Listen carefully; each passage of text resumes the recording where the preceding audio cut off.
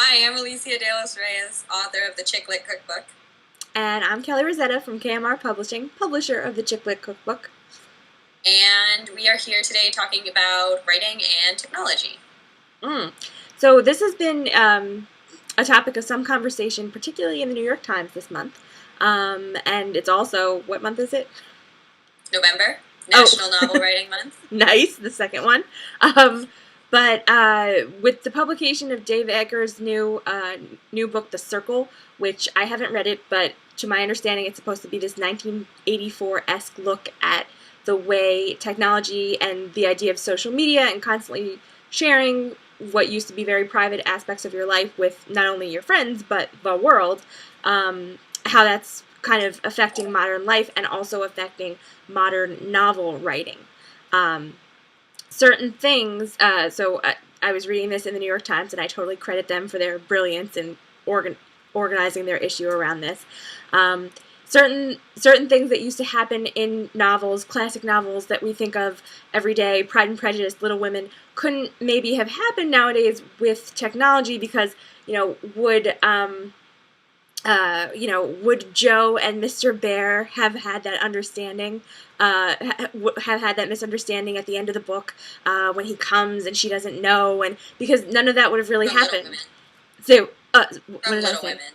Did I say Pride and Prejudice?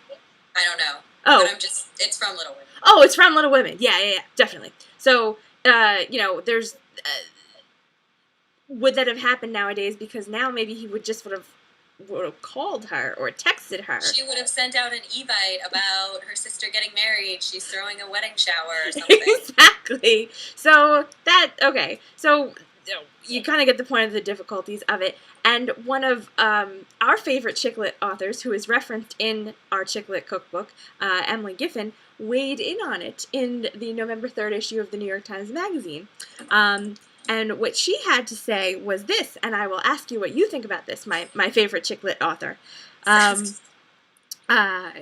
way she puts it is that, sure, new technology can provide tools to move the plot along or reveal distinct aspects of a character's personality. So she was saying things like, now we can kind of describe how our characters come across over Twitter, or the unique things that somebody would post on Facebook, and that actually helps you develop your character.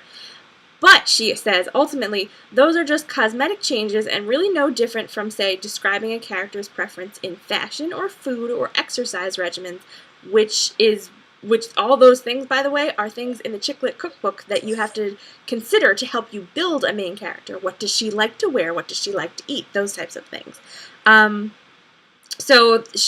Ultimately, Emily Giffin's verdict is the priorities for the writer remain the same today as they did yesterday, to create compelling characters and an entertaining plot. How do you feel about this, Alicia? Well, I think I agree with author Emily Giffin. So what comes to mind is I read something that's about kind of how social media has revolutionized, what would be like protest and revolution in general, kind of after the Arab Spring. Sure. Saying that without Twitter, the Arab Spring might never have happened. And the counter-argument to that, which I can't remember where I read this or who wrote back, but was basically, well, they would have used something else, like they would have typed up flyers on a typewriter if they didn't have Twitter. Okay. It might not have happened as quickly, but it probably would have happened. Huh.